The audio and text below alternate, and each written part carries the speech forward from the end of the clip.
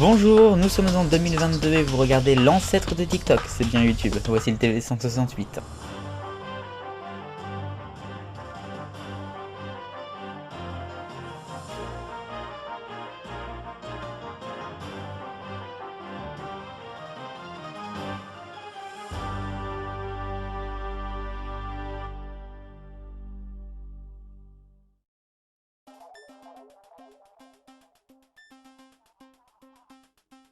La une du TV 168, le premier épisode en 2022 du feuilleton de la fusion TF1 M6.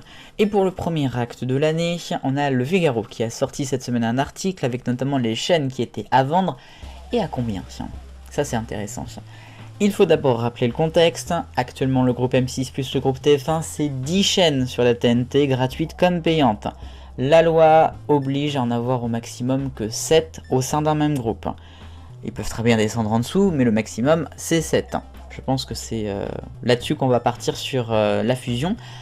On a donc en vente d'abord Gulli à peu près 150 millions d'euros, puis ensuite TFX 80 millions, Sister 50 millions et enfin TF1 Série Film à peu près 30 millions.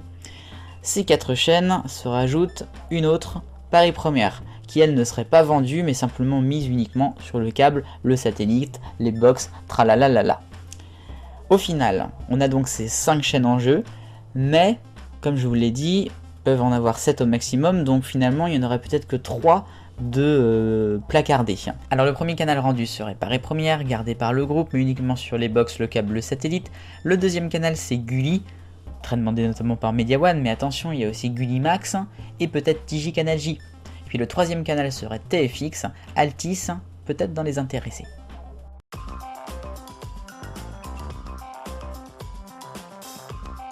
Le Rime Actu et on commence avec TF1 Info, c'est le nouveau nom de l'offre numérique d'information du groupe au même nom, avec un petit changement sur les domaines, il n'y aura plus lci.fr mais tf1info.fr, ça sera la même chose également pour ce qui est des réseaux sociaux ou encore de l'appli. Lancement le 24 janvier, à noter que LCI, la chaîne de télé restera LCI, ça ne changera pas de nom. Deuxième info dans le Rime Actu avec Molotov, ça fait longtemps qu'on n'a pas parlé d'eux, 8,5 millions d'euros, c'est le chiffre de la semaine, ils vont devoir verser cette somme à TF1 pour contrefaçon, je cite, dans la même histoire que M6 où ils ont diffusé les chaînes illégalement depuis plusieurs années, on a la même chose depuis 2019 pour TF1, et donc on ne peut plus regarder ces chaînes avec une offre gratuite de Molotov, il faut payer. Et puis troisième et dernière info avec le groupe Altis qui s'implante en région de plus en plus.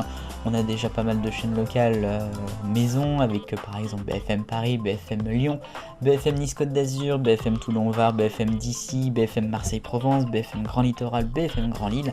Et bien maintenant nous allons avoir BFM Alsace qui va être lancé très prochainement pour remplacer la chaîne locale Alsace 20. Les recrutements en tout cas sont déjà lancés.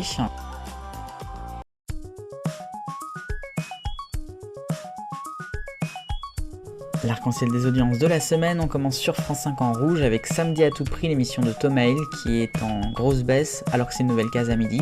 En orange, Passage des Arts, en seconde partie de soirée présentée par Claire Chazal sur France 2 dimanche soir. Là aussi c'est plutôt bas, surtout avec le prime d'avant. En jaune, Qui va être mon associé, ne bouge pas par rapport à la semaine dernière, c'est quand même un petit peu en baisse donc c'est quand même moyen. En vert, on reste sur M6 avec le retour de la meilleure boulangerie de France, première finale vendredi, 1 700 000, ça va nous donner des beaux records durant toute la saison. En bleu clair, c'est la rediffusion de 20 ans d'émissions cultes par rapport au mois de juillet, ça fait un score plutôt stable, c'est quand même pas mal pour une rediff sur TF1. Sur France 3 en bleu foncé, Crime Parfait, mardi, regardez 4 800 000, c'est très très bon. Et puis on a Candice Renoir sur France 2 en violet vendredi avec les 5 millions pour la série.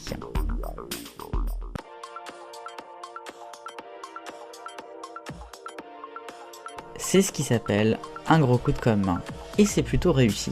L'instant de la semaine, vous l'avez forcément vu, Stromae, le chanteur, était invité du journal de 20h de TF1, c'était dimanche soir dernier.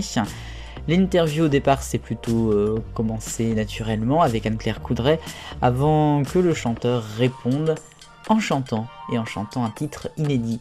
avec toute une sorte de mini scénographie dans le studio avec les images, le décor qui avait été bien évidemment préparé. Alors ça a fait beaucoup parler, il y a eu quelques critiques, mais moi je trouve ça bien. C'est pas du tout la première fois que ça se fait, mais c'est toujours sympathique et puis ça donne un petit truc de plus le dimanche soir.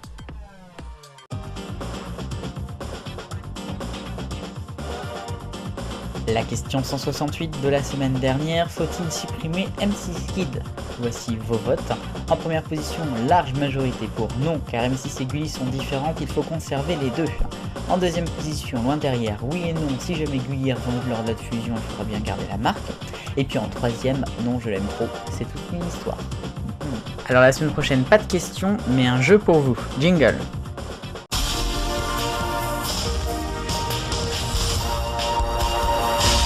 Et oui, le grand retour de directeur des programmes.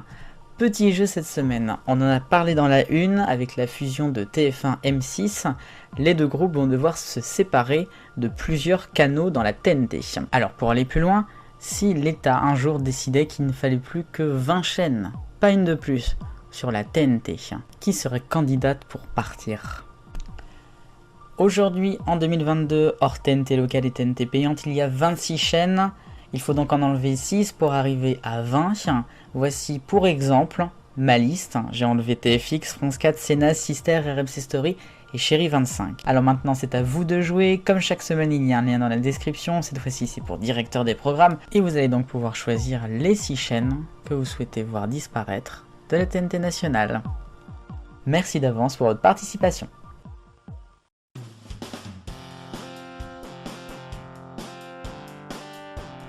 Le petit agenda rapide en cette fin d'émission. D'abord mardi en prime time sur M6, ce sera En Famille. Oui, En Famille, un prime time inédit, plutôt rare en cette saison de revoir En Famille. Vendredi soir en prime time sur France 2, ce sera le dernier épisode de la saison 9 de Candice Renoir. Il ne reste donc plus qu'une seule saison, la 10e, avant la fin de cette série presque mythique. Et samedi, vous retrouverez sur TF1 un nouveau numéro de la chanson Secrète, présentée par Nikos Aliagas depuis la scène musicale Cher mon cœur. Et peut-être qu'on retrouvera Dorothée. C'est tout pour le TV 168, je vous retrouve j'espère la semaine prochaine pour un nouveau numéro. Et puis autrement il y aura les têtes blondes et le top TV durant la semaine en attendant. Vive le bonheur, on est tous des millions de copains. Merci pour votre fidélité.